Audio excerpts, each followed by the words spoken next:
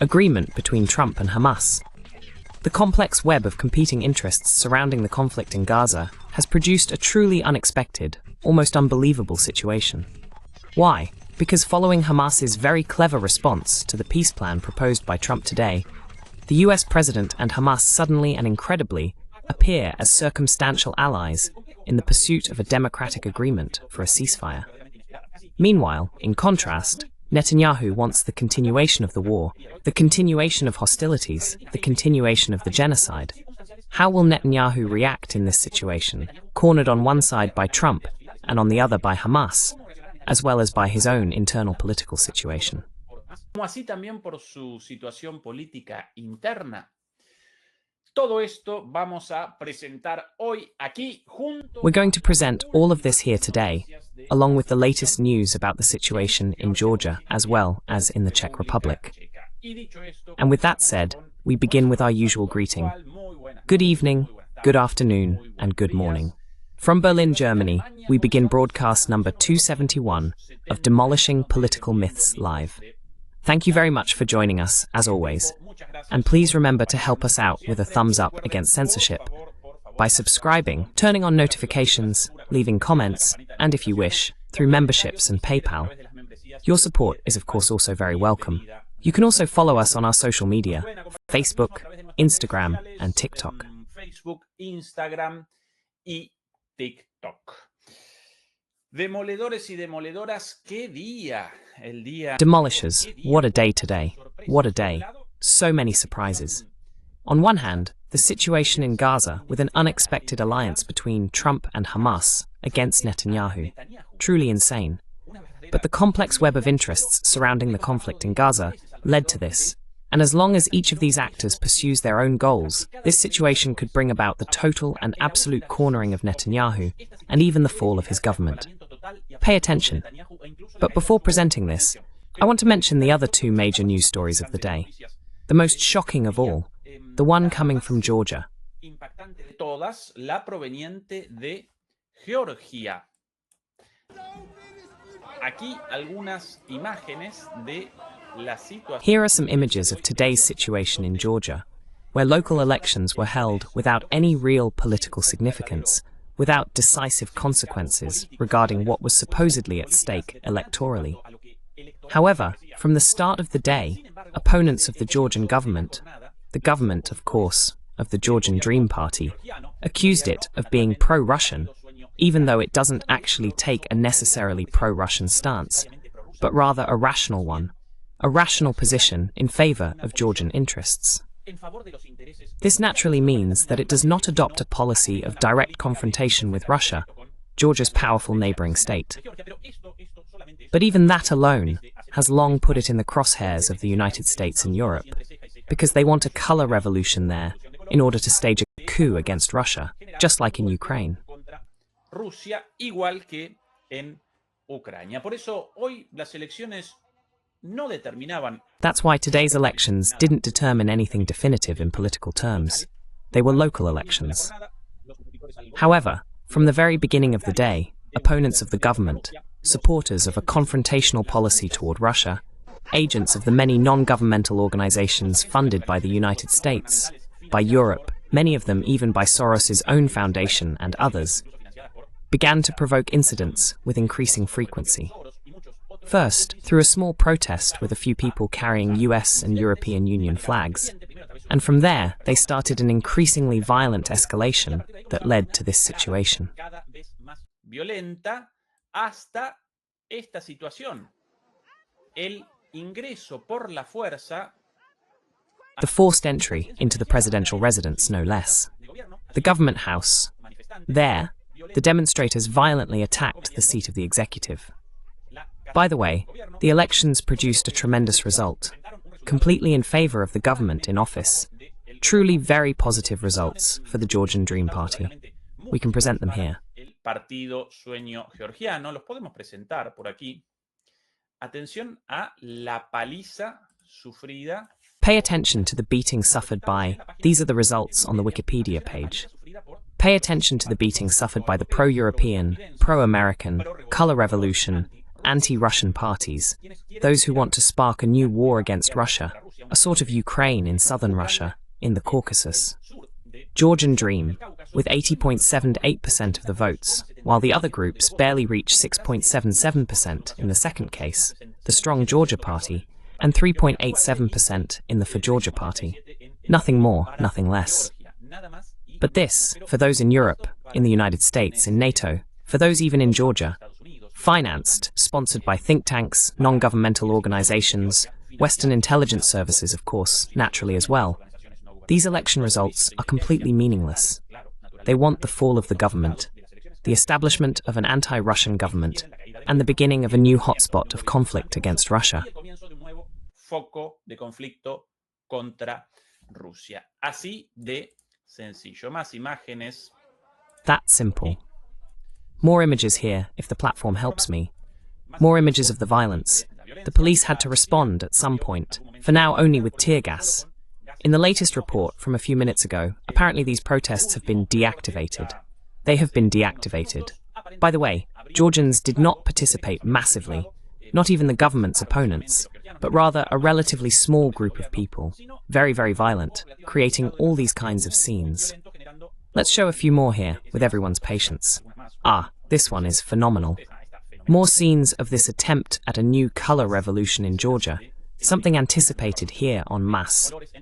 They want a new hotspot of conflict against Russia in Georgia. Un nuevo foco de conflicto contra Rusia. Más escenas por aquí. More scenes over here.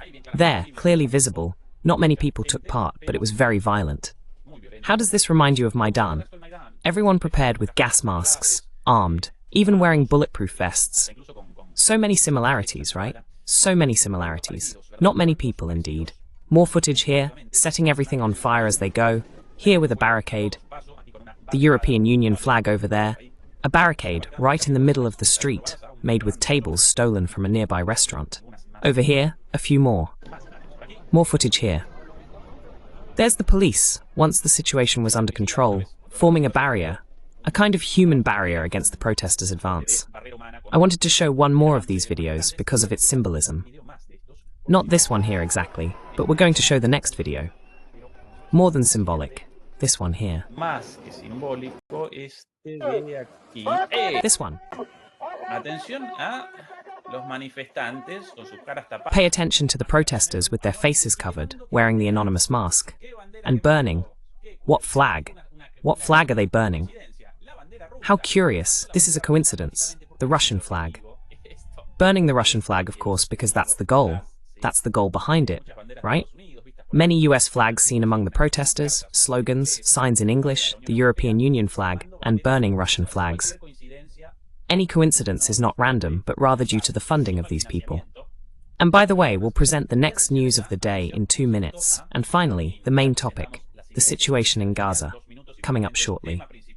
La cuestión en Gaza en un ratito nada más, pero quería comenzar por aquí, por lo violento y por lo... But I wanted to start here with the violence and the recent nature of what happened today, just a few hours ago. Here is Maya Sandu, the president of Moldova, where, remember, last Sunday elections were held with many irregularities, in fact, with a staggering level of fraud. Despite this, they barely managed to form a majority in the government. And here is her recent message. Maya Sandu, supporting these acts of violence in a country that is not her own. Why should the president of Moldova take a public stance on a situation in Georgia? Una posición pública respecto a una situación en Georgia, más aún, ¿por qué debería patrocinar a violentos? Moreover, why should I sponsor violent people who attack the government headquarters and the election results when there isn't even an accusation of fraud? Not even in this case is there an accusation, not even a baseless one. There simply isn't one. But well, they sponsor whoever they need to sponsor. If violent protesters.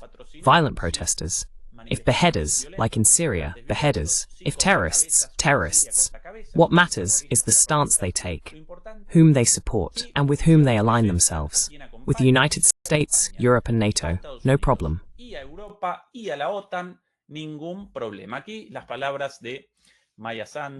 Here are Maya Sandu's words on her social media. My condolences are with the people of Georgia, who are defending freedom and their European future. Democracy cannot be silenced. Moldova stands with you. Sorry, my mistake. The president of Moldova, of course. Among so many European frauds, well, my error.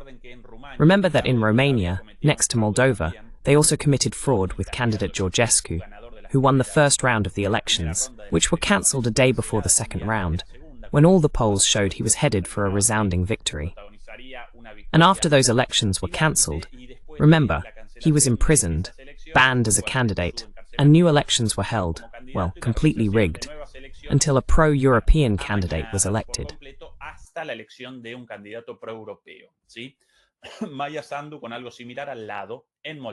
Maya Sandu, with something similar on her side, in Moldova. Sorry for the mistake. A little more of this. Well, here's the position of Salome Zurabishvili. Do you remember her? The president of Georgia, until quite recently.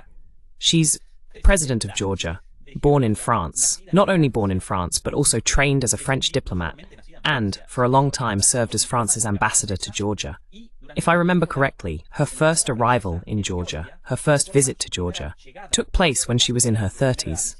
She was, in fact, the daughter of a Georgian exile from long ago, born in France, trained as a French diplomat, later France's representative in Georgia as ambassador. Her first visit there as an adult, and even so, elected president of Georgia.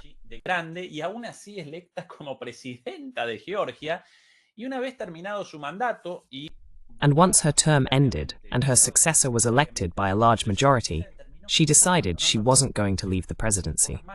Just like that, by force. With the support of Europe, of course, and with the support of the United States, until she finally couldn't withstand the popular pressure any longer. Well, now she's reappeared. This mockery of the storming of the presidential palace, what was just shown, those images of violence, can only have been orchestrated by the regime to discredit the 310 days of peaceful protest by the Georgian people.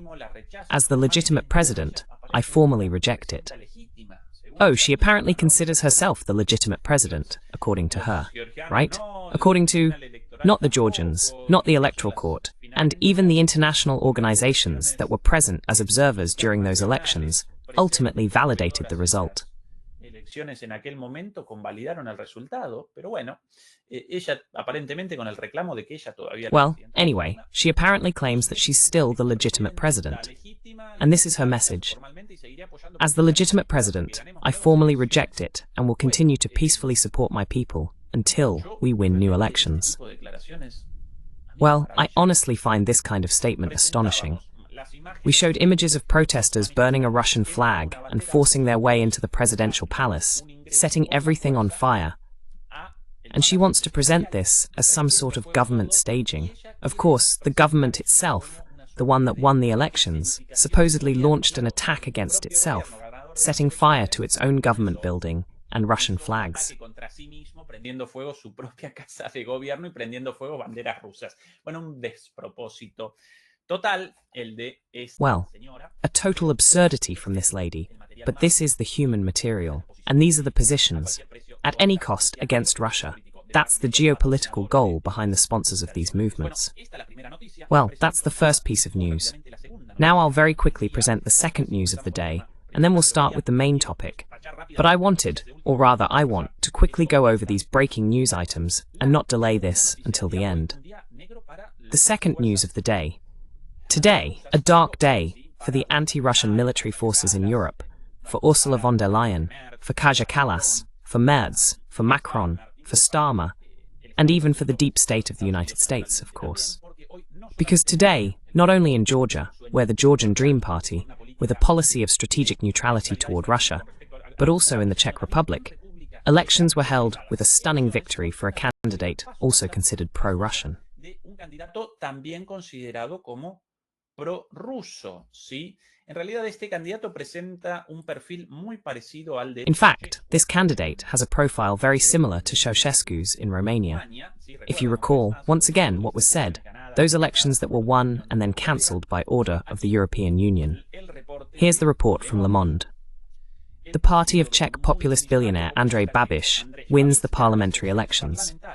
Babiš's ANO movement, well, what a name in Spanish, ANO, won around 35% of the parliamentary vote on Saturday, moving the Czech Republic away from support for Ukraine and closer to the pro-Russian stance of Hungary and Slovakia. Pay attention to this. Devastating, because this is truly bringing about a shift in the balance of power. Verdaderamente un cambio en la relación de poder en el interior de la Unión Europea. Within the European Union, this is not a supporter of Russia or a pro-Russian figure, but someone with a profile more similar to Orbán than to Fico. Orbán, the president of Hungary; Fico, the president of Slovakia. A right-wing politician who can be described as a right-wing populist, but with a stance that is not necessarily pro-Russian, rather pro-Czech Republic, and therefore opposed to the continuation of the war in Ukraine, and naturally against the permanent, continuous, incessant sending of weapons and money to Ukraine, right? Here are the results which we present below. This here. Many, many things. A lot of information. Mucha información. Ahora la imagen de los resultados. Now, the image of the results. Here it is. This is the image of the results. The first party, with 35% and 81 seats won, is Babiš's. In second place, Fiala's, Spolu, Stan, Rakushan. And well, the Pirate Party, and the Social Democracy are very much relegated. How terrible the decline of social democracy across Europe, of all the parties belonging to the social democratic sphere, as a consequence of this democratic, warmongering policy that is openly contrary to the historical politics of social democracy, generally a party inclined toward peace. At least historically, that has always been the stance of the Social Democrats. Al menos históricamente esa siempre la postura de los socialdemócratas. Bueno, una debacle de la socialdemocracia aquí y el ganador. Well, a debacle for social democracy here, and the winner, this party, ANO, sorry about the name, but that's really its name, and Babiš, a skeptic, a Eurosceptic, and someone opposed to the continuation of the war in Ukraine, which means that now, not only Orbán and Fico, on their own, will reject Ukraine's proposals. The coalition of those willing to go to world war, basically the coalition of von der Leyen, Costa, Kaja Kallas, Merz, well, Starmer from outside, from the United Kingdom, Macron, and so on and so forth. But now the Czech Republic, from this point on, at least in Parliament, is also beginning to present a pole of opposition to this policy, something more than important, very, very important for the balance of power in Europe. And having said that, demolishers. Now yes, and sorry for having delayed the main topic of this broadcast for so long, but we can finally begin with the unprecedented, unexpected situation that has arisen in the Middle East, in Israel, in Palestine, in Gaza. Surgida en Palestina, surgida en Gaza. La vida te da sorpresas, sorpresas te da la vida, ¿sí? Podríamos comenzar. Life gives you surprises. Surprises life gives you, right? We could start this analysis by noting that the idea of Trump and Hamas appearing as allies really wasn't on anyone's mind. However, the interests of each side, their different bets, the moves of each actor, and in particular, Hamas's very smart, very shrewd response to Trump's ultimatum with his peace plan, determined this outcome. On one side, Hamas and Trump in favor of a ceasefire, and Netanyahu against it, but deeply committed, and deeply committed as well, in front of his own electorate. A su propio electorado. Comencemos por lo primero. Comencemos por el plan de paz de. Let's start with the first thing, Trump's peace plan, basically the famous 20-point Trump plan. Here are the most important points of that plan. Well, this is taken from a Qatari publication, by the way, a Middle Eastern publication. Here are the 20 points of Trump's peace plan. Very, very briefly. We're not going to present them all. Well, de-radicalized home, focus on reconstruction, all that. Well, chatter and propaganda. But here in point 3, the first important point for all parties, immediate ceasefire.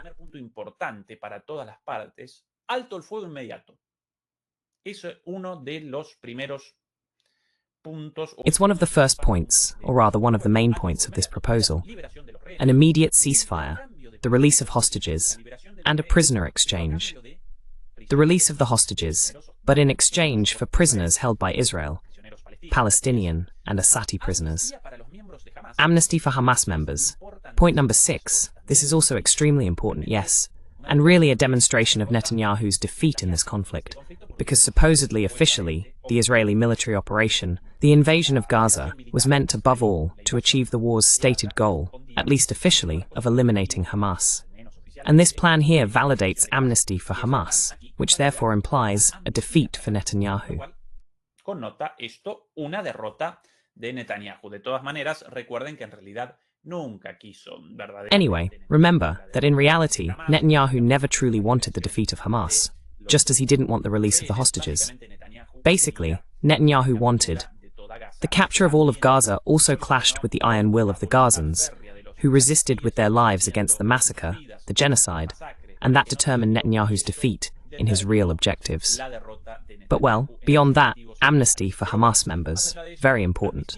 Then, an increase in humanitarian aid. After that, in the middle of it all, this idea of international supervision of aid and technocratic governance. A government of technocrats imposed from the outside. In reality, a government of Trump's friends, with Tony Blair at the head, and the digital oligarchs involved somehow. That's another important point, no doubt. Ese otro punto importante, sin dudas. Bueno, Junta de Supervisión de Paz, Impulso al Desarrollo Económico. Well, Peace Oversight Board, Boost to Economic Development, Special Economic Zone, all of these are basically secondary things tied to Trump's business plan for all this. But here there are indeed important elements. Voluntary return or stay, no resident will be forced to leave. Those who wish to stay will be encouraged with promises of employment, economic stability, and opportunities. Or, in other words, the plan rejects Netanyahu's will, rejects Netanyahu's goal of displacing the Gazans, of their ethnic cleansing. So here, another point in favor of the Gazans, another point in favor of the Palestinians.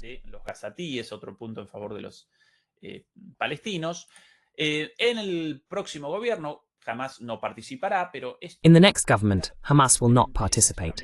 But this, in reality, simply states the obvious, what everyone already knows. Of course, Hamas would not take part in the next Palestinian government in Gaza, because Israel would never approve that. So, in a way, it's simply an acknowledgement of a situation already accepted by Hamas. Complete demilitarization. This is indeed a strong point against Hamas. But remember this, because even though it appears here, Hamas endorsed the plan, but not this point, wisely. And then, well, an international stabilization force.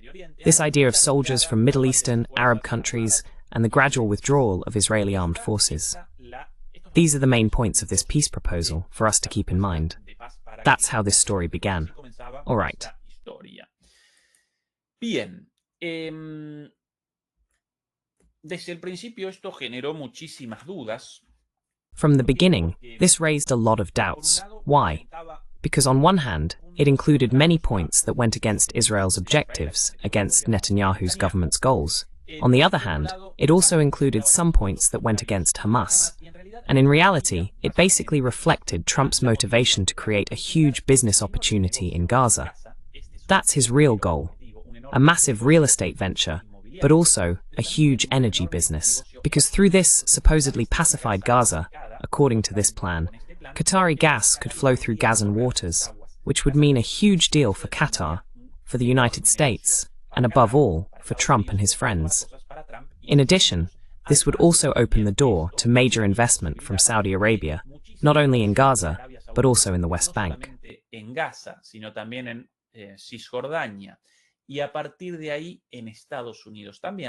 And from there, in the United States. Also remember Trump's visit to Saudi Arabia a few months ago, with a pharaonic reception and the promise of $600 billion in Saudi investments in the United States. Well, Trump wants to consolidate this through an agreement. They call it, by the way, the Abraham Accords, an agreement between Saudi Arabia and Israel under this plan. That's Trump's idea. More Saudi business in the United States, with more investments for Americans, and obviously, some deal involving Trump and one of his companies somewhere in the mix. That's Trump's motivation. Esta es la motivación de Trump. Y claro, un plan con... And of course, a plan with such controversial, contradictory, and contentious points for both sides, and with such a spurious goal as this one. Trump's business, nothing more and nothing less, as well as Trump's own desire, his obsession with the Nobel Peace Prize. That was surely also, in part, one of the objectives behind this plan. Well, it didn't really generate much expectation, but the parties, the two main actors in conflict here, at least directly, Netanyahu's government and Hamas, couldn't openly reject it without immediately provoking an adverse reaction from the United States.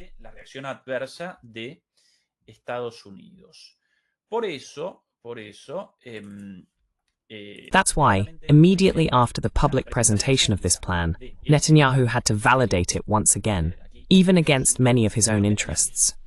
Not without first making substantial changes to the initial proposal. Changes related, well, to the security perimeter. Changes related to the timing of when Israeli troops will leave Gaza, according to this plan. Under the original plan, it would have been immediate. Under the plan, ultimately approved by Israel and promoted by the United States, it would be gradual. References to the two-state solution also disappeared.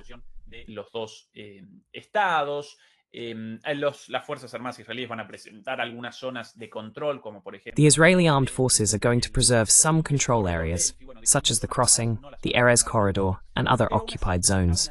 They are not going to abandon them completely. But even so, this plan, once again, established the permanence of the Gazans, the withdrawal of the armed forces, and, above all, a ceasefire. A ceasefire. Netanyahu reluctantly endorsed it, and he did so knowing, as always, that even if this plan were supported by all parties, Israel would never implement it. Because that is the specialty of Netanyahu's government: deceit, backstabbing, treachery. Starting negotiations, and in the middle of them, launching bombings against the Iranians, against Hamas leaders in Qatar. Even so, many in Israel, and above all the hardliners, rejected Netanyahu's support for the plan and interpreted it as weakness. Something like, Netanyahu supports Trump's plan because he has no other choice. Thus, a very hostile reading of Netanyahu emerged from within Israel's own right wing. Those were the words of that day. This is a big day, a beautiful day, potentially one of the great days. One of the great days of civilization. If Hamas rejects the agreement, which is always possible, they would be the only ones left out. Everyone else has accepted it. But I have the feeling we're going to get a positive response. And if not, as you know, Bibi, you would have all our support to do whatever you have to do. I support your plan to end the war in Gaza, which meets our war objectives. Gaza will have a peaceful civilian population.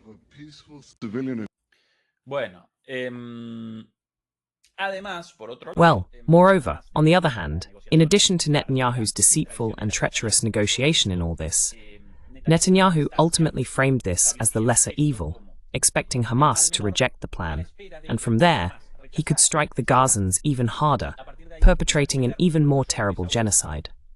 This is also Netanyahu's underlying bet. If Hamas rejects it, as it most likely would have at that time, then I'll be able to do whatever I want, even more than now, with my hands free and without any kind of limitation from the United States.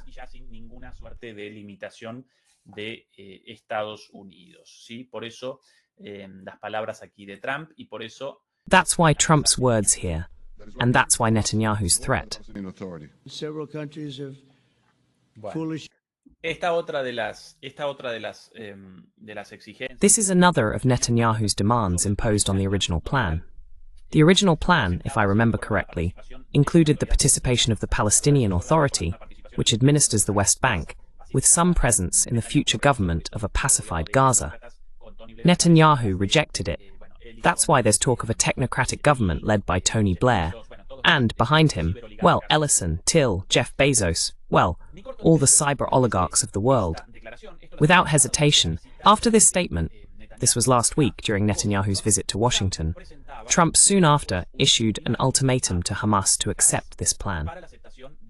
Here is Trump's ultimatum, this, if I remember correctly, from yesterday.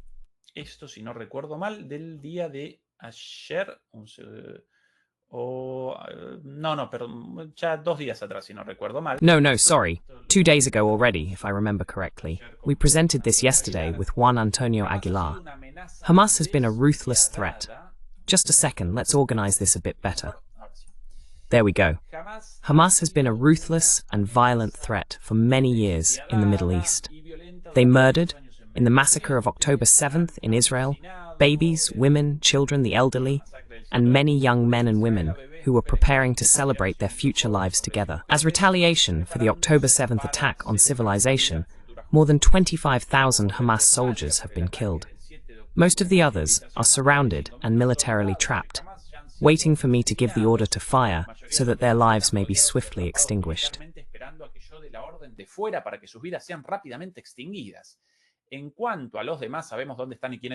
As for the others, we know where they are and who they are, and they will be hunted down and killed. Strong words so far. I ask that all innocent Palestinians immediately leave this area of potential future death for safer areas of Gaza. Where? Well, right? Everyone will be well cared for by those who are waiting to help, fortunately, forever. However, they will have one last chance. What a disaster this is, please. Well, on one hand, apparently, according to Trump, 25,000 Hamas fighters eliminated, on the verge of destruction. But even so, they are going to grant an amnesty to Hamas. Well, if you are close to the destruction of Hamas, why not make it happen? Well, this thing about the 25,000 soldiers killed, or fighters killed. Soldados asesinados o combatientes asesinados. Una mentira y de hecho, según muchos analistas, a lie. In fact, according to many analysts, Hamas, which before the start of the Israeli invasion had about 30,000 fighters, now has more than before, despite the destruction of Gaza. Because, of course, genocide naturally provokes rejection from many people and leads those furious about the situation to join forces like Hamas. Well then, here, despite all this, they will have one last chance. The great, powerful, and wealthy nations of the Middle East and its surroundings, together with the United States, have agreed, with Israel's signature, to peace in the Middle East after 3,000 years. Oh, come on. 3,000 años a la pelota, 3,000 años, sí, como si este enfrentamiento no hubiera 3,000 years.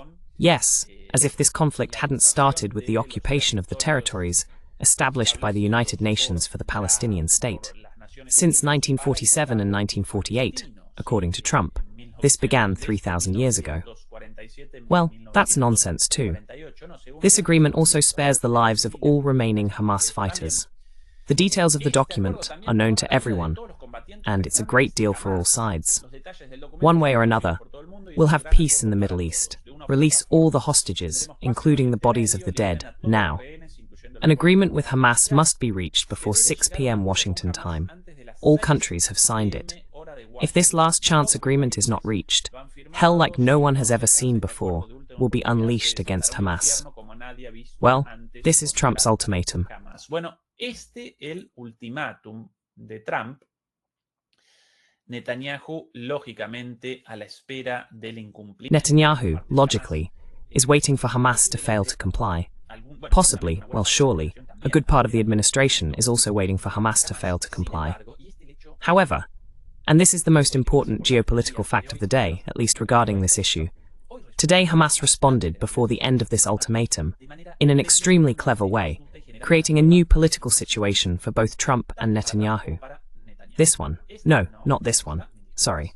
Another post on X. This is the response from... Here, yes, this is Hamas's response. The full text. We're presenting it in full, because we're going to analyze each of these points, and how this, suddenly and unexpectedly, creates an unforeseen situation of alliance between Hamas and Trump. Una situación inesperada de alianza entre Hamas y Trump. In the name of Allah, the most merciful, the most compassionate. Important statement on Hamas's response to US President Trump's proposal. Out of concern to stop the aggression and genocide being inflicted on our steadfast people in the Gaza Strip, and based on national responsibility and commitment to the principles, rights, and supreme interests of our people, the Islamic resistance movement, Hamas, conducted in-depth consultations within its leadership bodies, extensive consultations with Palestinian forces and factions, as well as discussions with mediators, brothers and friends, in order to reach a responsible position in dealing with the plan proposed by US President Donald Trump.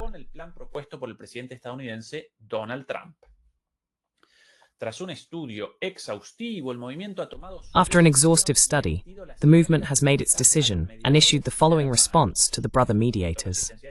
The Islamic Resistance Movement. Hamas appreciates the Arab, Islamic, and international efforts, as well as those of US President Donald Trump. Note the cleverness of this wording by Hamas, aimed at stopping the war in the Gaza Strip, achieving a prisoner exchange, allowing the immediate entry of humanitarian aid, rejecting the occupation of the Strip, and opposing the displacement of our Palestinian people from it.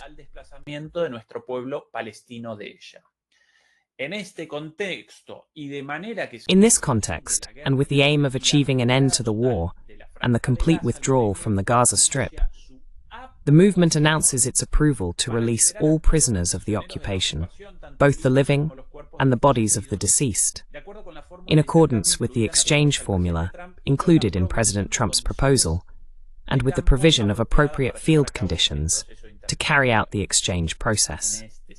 In this regard, the movement affirms its readiness to immediately engage in negotiations through mediators to discuss the details. The movement also reiterates its approval to hand over the administration of the Gaza Strip to a Palestinian body composed of independent technocrats, based on Palestinian national consensus and supported by Arab and Islamic countries.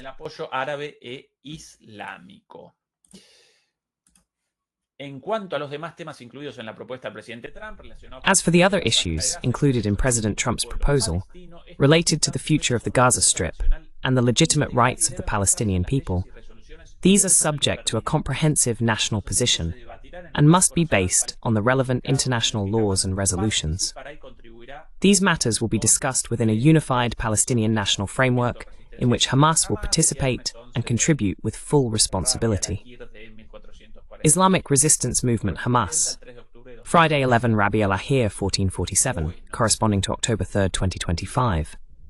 Well, this response is tremendously astute and tremendously rich. Why?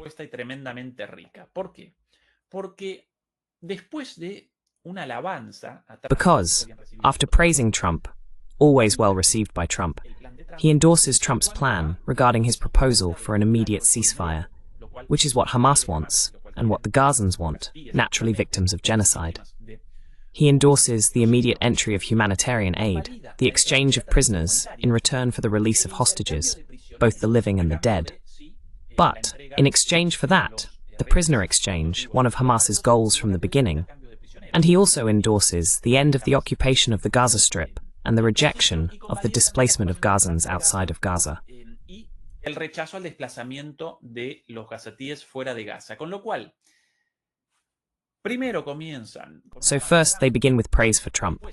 Then they respond, yes, we want the plan, because we are going to carry out the release of the hostages, and we want all these points included in the plan, favorable to Hamas and Gaza. And there they selectively pick what they want.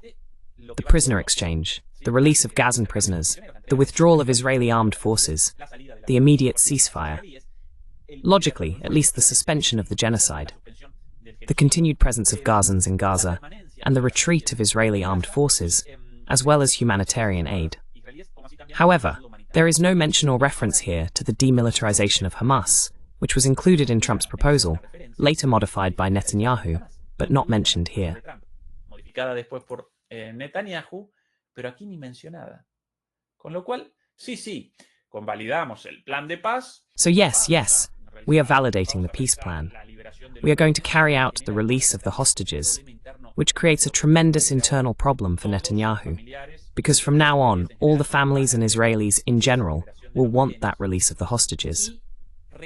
And it includes all the positive points for the Gazans, the positive points within that plan, with favorable and unfavorable aspects for Hamas. On one hand, once again, the immediate ceasefire. Hamas wants that. The Gazans want that. On the other hand, humanitarian aid. Hamas wants that. The Gazans want that. On another, the withdrawal, at least gradual, of the Israeli armed forces. Hamas wants that. The Gazans want that. The permanence, the acceptance of the Gazans' continued presence in Gaza, and this endorsed by Israel. Hamas wants that. The Gazans want that. Los gazatíes y la ayuda humanitaria. Todo eso And humanitarian aid. All of that is what we want. We're going to abandon the hostages. As for the demilitarization of Hamas, not a word. This move by Hamas is very, very clever, when everyone was expecting a rejection. Nor does it endorse the idea of a temporary government, an interim government with foreign technocrats. Instead, here it does propose, fine, we support the approval for the administration of the Gaza Strip by a Palestinian body, not with Tony Blair, Peter Thiel, Larry Ellison, and all the Zionist oligarchs of Silicon Valley, but an administration of the Gaza Strip made up of independent Palestinians, based on Palestinian national consensus, and with Arab and Islamic support.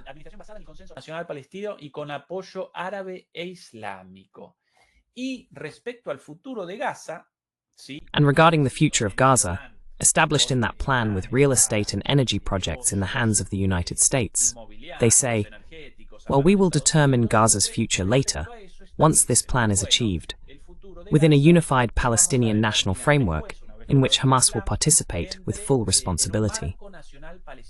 This is the next formulation. As for the other issues included in President Trump's proposal, related to the future of the Gaza Strip and the legitimate rights of the Palestinian people, these are subject to a comprehensive national position and must be based on the relevant international laws and resolutions. Basically, the Palestinian state.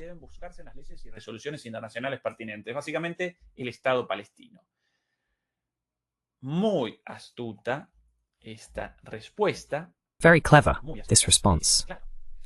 Very clever. Of course, the enemies of Palestine immediately rejected this as, in fact, they are rejecting the response. Trump must also reject this response and endorse Israel's final attack on Gaza with blood and fire. Here, for example, the reaction of none other than Lindsey Graham, as a sign of the dissatisfaction among Netanyahu's government supporters with this. Attention, Hamas's recent response to President Trump's plan to end the war that Israel had accepted is sadly predictable. Israel había aceptado es lamentablemente predecible, un clásico sí, pero no se desarma, se A classic, yes, but it doesn't come apart. Gaza remains under Palestinian control, and the release of hostages is tied to negotiations, among other issues. This is essentially a rejection by Hamas of President Trump's take-it-or-leave-it proposal. And here, once again, Lindsey Graham in connection with something said, with Netanyahu's first reaction. Netanyahu also rejected this response from Hamas. And Lindsey Graham here, with this statement. I fully agree with the statement from Prime Minister Netanyahu's office. Release the hostages first, and only then can we negotiate within the limits of Israel's war objectives and President Trump's 20-point peace plan. Right?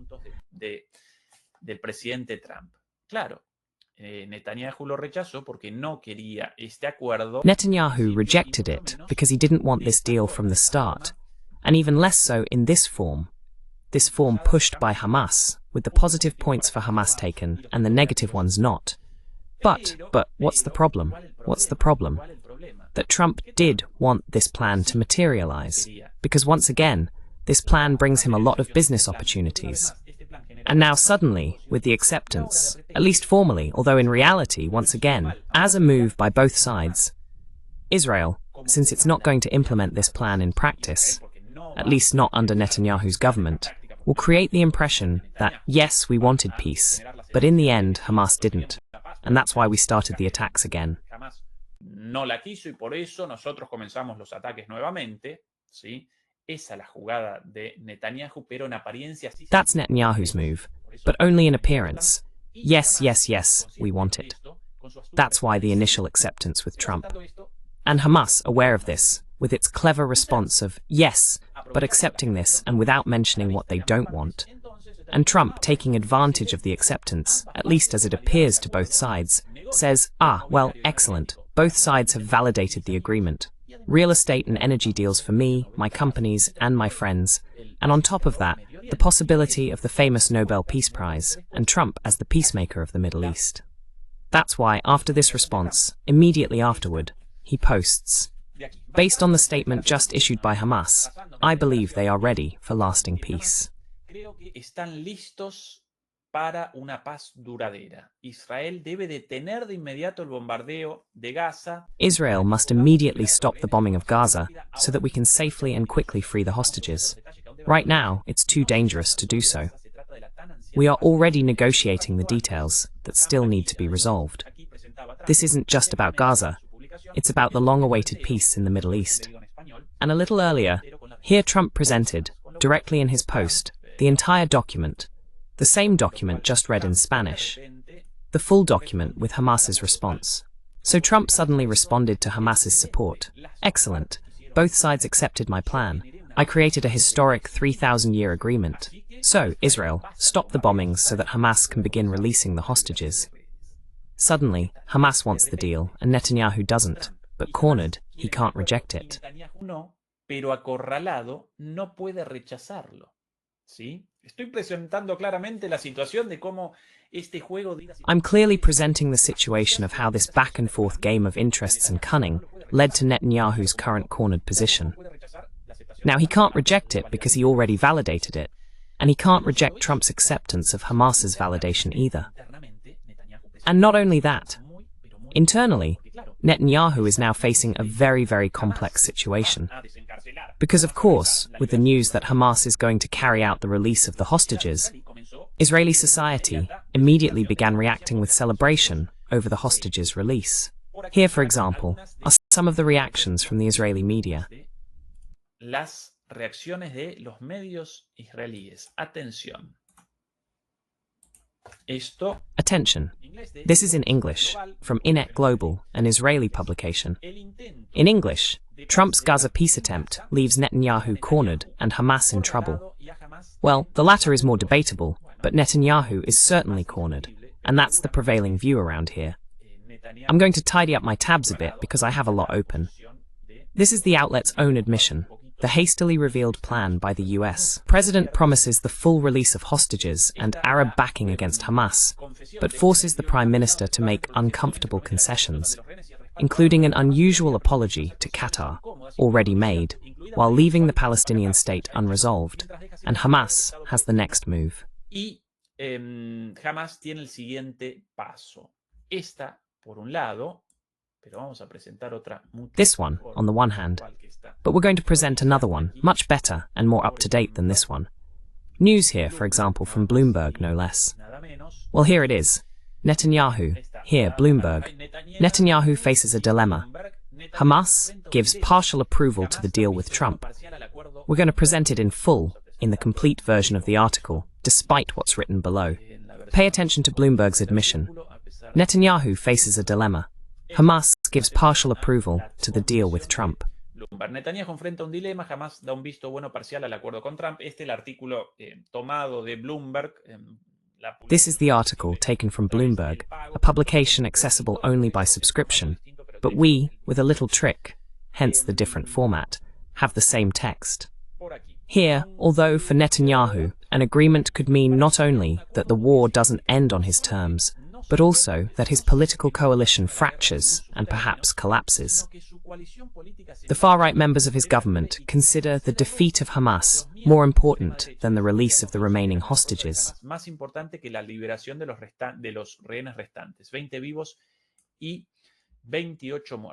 20 alive and 28 dead. Obviously, this puts Netanyahu back in the spotlight. Bloomberg, an American publication, very much pro-Israel and owned by Michael Bloomberg, an American and undoubtedly a Zionist, naturally, points out that this puts Netanyahu in a political bind up to his neck. But what can he do? Said political scientist Joshi Jain. He added that Netanyahu could take the far-right members of his cabinet aside and tell them, "Gentlemen, hold on, let's first resolve the release of the hostages," and he'll hope that things go well for him afterward.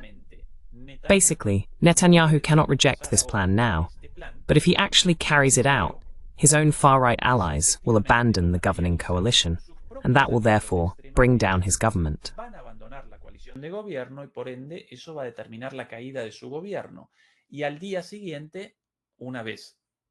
the next day, once out of government, trials would begin against him for the authoritarian judicial reform from a few years ago, and for countless corruption cases. That's why Netanyahu's political continuity up to now depended on the continuation of the war.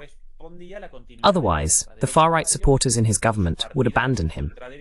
If he abandoned the war, they would abandon him. And once Netanyahu was left on his own, he would naturally step down from government immediately. His government would simply disappear, collapse from lack of support, a new government would begin, and Netanyahu would find himself without immunity, facing corruption charges, and perhaps even headed for prison. Y quizás incluso con destino de cárcel.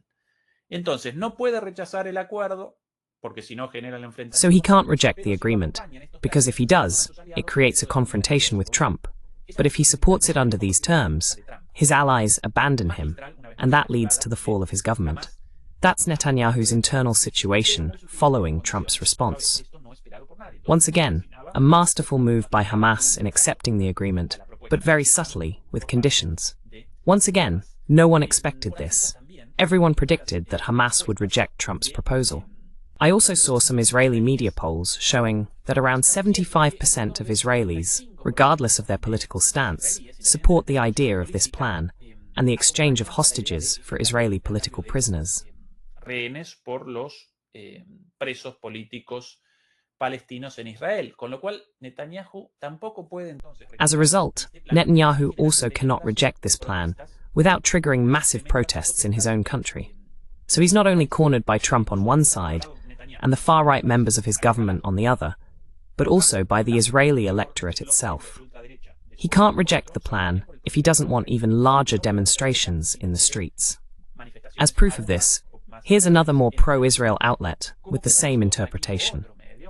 Netanyahu's second phase dilemma, political survival versus challenging President Trump. That's the dilemma.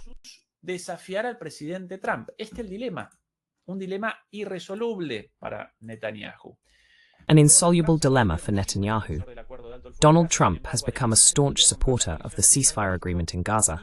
However, adhering to it could break up the Prime Minister's coalition and trigger the elections he so deeply fears. Of course, government collapse, new elections, exit from office, and then, trials against Netanyahu. This is the situation. Netanyahu, tremendously cornered by all this.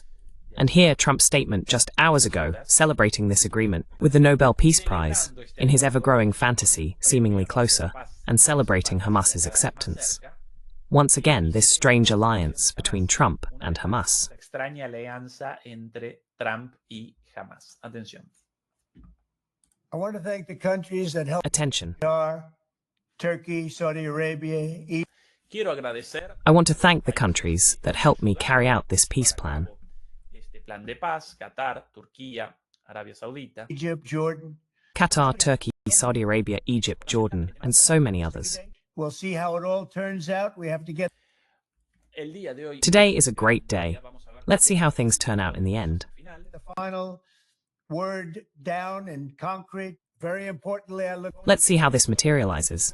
I'm now waiting for the release of the hostages so that those in very poor condition can return home to their parents. Even, well, the deceased hostages, right? It could be something unprecedented in many ways. Maybe unprecedented in many ways. It is. Unprecedented. A ver que este es un día muy especial, quizás sin precedentes en muchas formas. But thanks to everyone, and thanks also to those great countries that helped us. Everybody was unified in wanting this. They gave us an enormous amount of help. We all came together in wanting this. We want the war to end, and for there to be peace in the Middle East. And we're very close to achieving that. Thank you all. And we're very close to achieving peace. And pay attention to the posts, the responses, the reactions to this. Trump in his element with this. Well, as for resolving the conflict, nothing. As for the root causes, as the Russians would call them, nothing. But yes, apparently a small step toward a ceasefire, and Trump as one of the managers. Maybe the first of the 8 wars supposedly ended by Trump, in this case, not even ended. But pay attention to the reactions. Pay attention. Thank God for Trump. This on his own social network. I never thought a man who worked at McDonald's could save the world, and Trump there serving fries. Well, here's some irony, Obama. Bueno, acá una ironía Obama. Fui el primer presidente en 4 décadas que no comenzó. I was the first president in 4 decades who didn't start new wars for the United States. Well, all celebratory posts. Here's another one. We love President Trump. The United States is ready to embrace peace and everyone who seeks it. Well, raise your hand if you support Trump. Here it is. How nice, like a sort of time cover. But instead of time written on top, it's time. It's time for Trump for the Nobel Peace Prize. Trump for the Nobel Peace Prize. Trump in his element with this. Happy. And very likely that's why he validated this acceptance of Hamas with conditions. But anyway, once again, now the ball is on the other side, on Netanyahu's side, completely cornered. El balón del lado de Netanyahu acorraladísimo. No puede rechazar a Trump por un lado y tampoco puede convalidar. He can't reject Trump on one hand, nor can he validate the agreement because of pressure from his own hardline faction and the threat that they might abandon the government, which could lead to the collapse of his administration and the start of trials. The social protests by Israelis also weigh heavily, as they want this ceasefire agreement as proof that Netanyahu never wanted this deal in the first place. Immediately after Hamas responded, but before Trump validated Hamas's response, a massive bombing began today in Israel, another one over Gaza. But later, when Trump confirmed acceptance of Hamas's response, this support from Hamas for Trump's peace plan, and called for an end to the bombings to allow the release of hostages, Netanyahu then had to backtrack, and from that moment, the Israeli armed forces stopped the bombings over Gaza, at least for now. Sobre Gaza, por lo menos hasta el momento, ¿sí? Así que acorralado en ese sentido también. So, cornered in that sense as well, Netanyahu.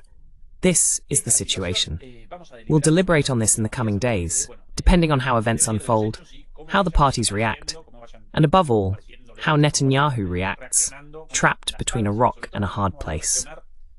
Demolidors and demolidoras, please remember to support us with a thumbs up. Very important, against censorship. Follow us on our social media as well, and if you'd like to help us spread the word about our new English channel, you're more than welcome. Si nos quieren ayudar con la difusión de nuestro nuevo canal en inglés, bienvenido. En un ratito nada más comienza el programa. In just a little while, today's show by Juan Antonio Aguilar on DMP Geopolitics will begin. Don't miss it.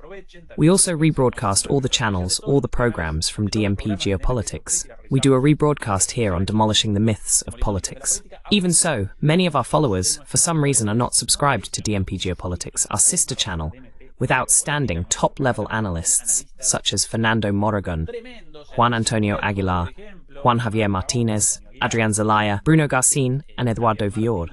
Next week, Carmen Parejo Rendon will also start. And of course, Santiago Martinez as well. How could we forget him? They all take part there with truly remarkable analyses. Don't miss that opportunity, and please help us by subscribing to that channel as well.